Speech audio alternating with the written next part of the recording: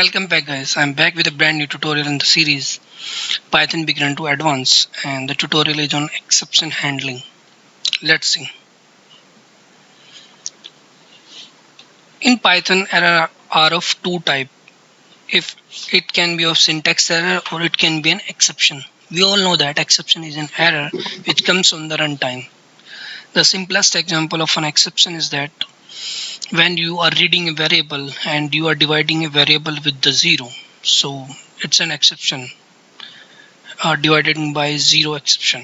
Python has many built-in exceptions that are raised when your program encounters an error, something in the program goes wrong. When these exceptions occur, the Python interpreter stops the current process and pass it to the calling process until it is handled. If not handled, the program will crash. We all know that. And if you are running a program through a command line, then it will show an error and wherever the exception occurred.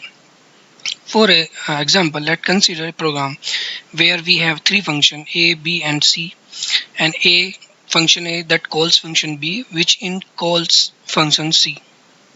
If an exception occurred in function C, but it is not handled in C, then the exception passed to B and B to A.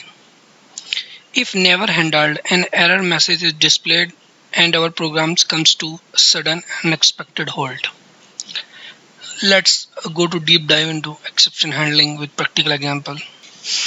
So guys, this is consider the syntax of how to handle error, or you can say exceptions in Python.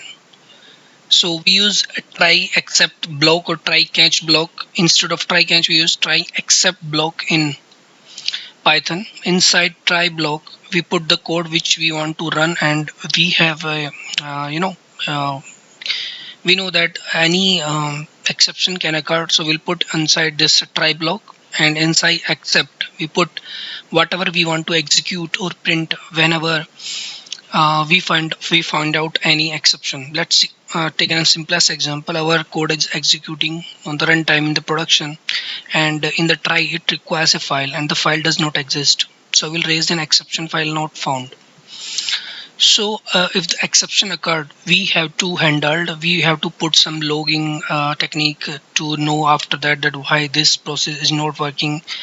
So in the exception section, we will try to put some code logging into the system, or whatever we want to do, we will put in except. So exception handling have three main components: try block, except block, and finally block. So inside try we put the code which we want to execute, and we have a possibility that any exception can occur.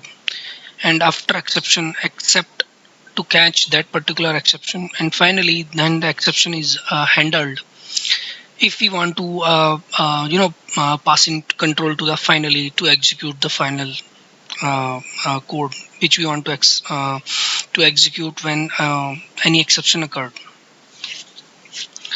Let's take a simple example that I have taken a number equals to 10 and dividing this number by 0. So a exception is occurred. Zero division error. So this is the name of the exception, a zero division error. And this is the description, or you can say a little description, division by 0. So this is indicating that you are devising, or you are dividing a variable by 0. So it is an exception.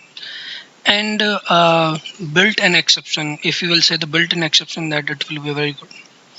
So let's see how we can handle this exception, that our program will execute and this exception will not occur in the runtime or in the production. So we will try to put this number divided by 0, this code block inside this try, then except, and then print exception occurred. Let's see what happened. So you are seeing that only this exception occurred line printed. Otherwise our program is running, it is not exited. As you are seeing here, it is showing an error or exception, and the program exited without running a code in this particular section, and it is working fine. It is coming to the exception. There are one more way in with the except we can use the exception is the you can say the base class for all the exceptions. We can create our own custom exception as well. I will tell you in the later on tutorials. Ex exception occurred and ex dot underscore underscore class underscore underscore. So exception is the generic or base class for all the exceptions, but if we want to note that which kind of exception occurred, then we will try to print out the type of the exception. Let's run it. So as you are seeing that it is printing this line class zero division error. That means whatever exception occurred belongs to zero division error exception class or exception type. Okay, so same thing we are doing here. Let's see if we will only put ex, what will it print? Okay, it is just printing the explanation division by 0. So if I will compare this with this, and this is printing and this is the class and this is the description of the class. Okay, so instead of this line, if we know that what kind of exception can occur, we can directly write down the type of the exception. So here I am typing try print and the type value which we want to execute, and the exception and the type of the exception which we are thinking that possibility of the exception is zero division by error, and that's it. And if I will try to execute it, it is giving me exception occurred. That means zero division error exception occurred. Either you can use this or this, but I will tell you or I will recommend you that if you know the type of exception is occurring or maybe occurred in the future in your code in the production, then try to put the exact name of the exception, because it will be a very handle for your logging system to know the type of the exception. Then you can improve the code later on. So calling specific exception in the Python, I have already shown you the example. Let's try to run it again.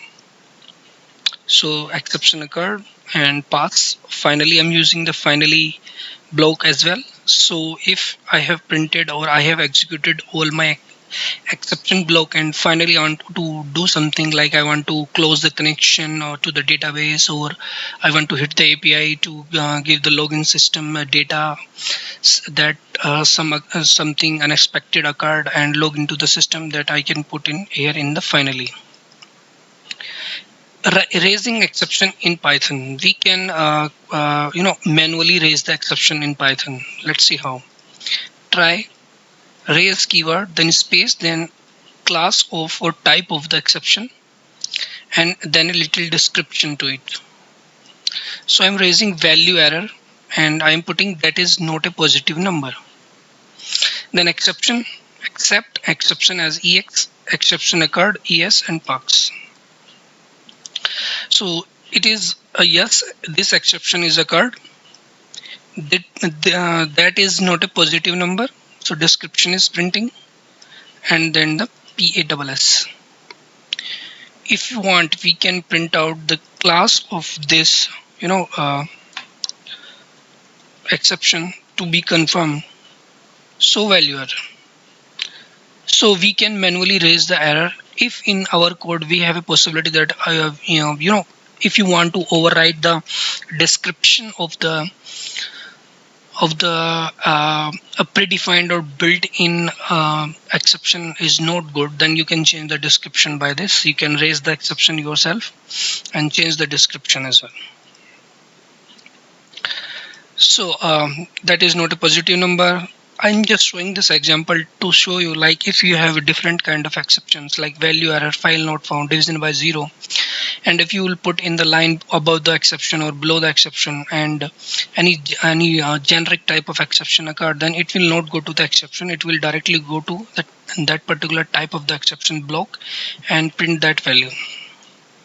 So it went to the value error exception occurred, then it is printing the ex, the description, and then finally to the pass. List Python exceptions. So there are some well-known exceptions which occurred in Python. Attribution error, end of file error, import error. Like if you are importing a module or package which is not available in the that particular directory, Index error, you are trying to accessing the index which is not available, like the length of the list is 10 and you are trying to accessing the 11th or 12th item, then it will happen. Key error, name error, we will see some examples. So exception handling for variable username exist or defined before use. Okay, so here username does not define anywhere, and we are trying to printing the value of username. So we know that in our program any variable can be maybe available but not defined. Here we are doing it to check that name error of exception will work or how it will work. So I'm directly printing a username variable value. I know that name error exception will occur. So exception body starts, variable name not found. Okay, and exception body ends. Let's see. Exception body starts, variable name not found, exception body ends. Let's see. If I have initialized the name username here, what will happen? It will print out the value of username and exception body ends, because finally this code block will be execute after try, and if any exception doesn't occur, then this finally will be execute. Let's take a simple example. You have opened the connection to the database in the try and you are updating something, but you don't does not have permission to update the any table in database. Then it will go to any database related exception, but finally you have to close the connection or close the cursor. So here in finally you can do so.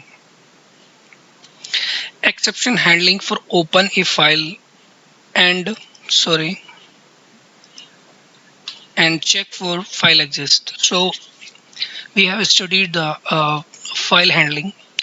So sometimes it happened that you have given the wrong file name and file does not exist at that particular location, but you don't know that why it is happening. So you can put the file not found error exception, and when you will try to access any file, like I am trying to access this dd.text file which is not exist at the particular location, and I have put the except file not found error exception occurred file not found.